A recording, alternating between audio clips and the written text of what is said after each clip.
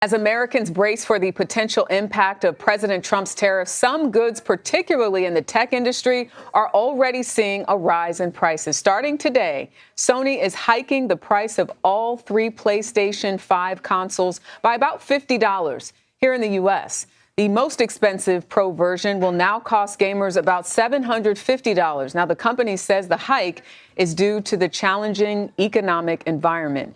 Joining us now is CNET Consumer and Insights editor Dashia Milden. Thank you so much, Dashia, for joining us. Earlier this month, Japanese game maker Nintendo announced that it was also increasing prices due to market conditions. So what other products will likely become more expensive in the immediate future?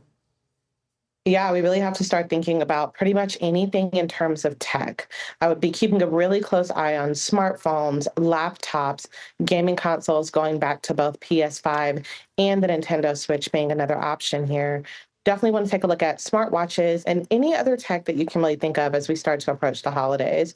The bottom line is that right now we don't know for certain exactly when we can expect those price increases, how much they will be, exactly what products will be impacted and which ones won't. But one thing that we see clearly here is that market conditions and economic conditions, the possibility of higher inflation, the impact of tariffs, those all could play a role in exactly how much we pay in some of these newer products and some of the more popular ones that haven't quite hit shelves yet, but could be closer to the holidays. So as you're talking about the holidays, people pretty soon will be shopping if they haven't already. What advice do you have for consumers as we're seeing sort of the uptick in some of these electronics, these tech, the tech industry, as you mentioned?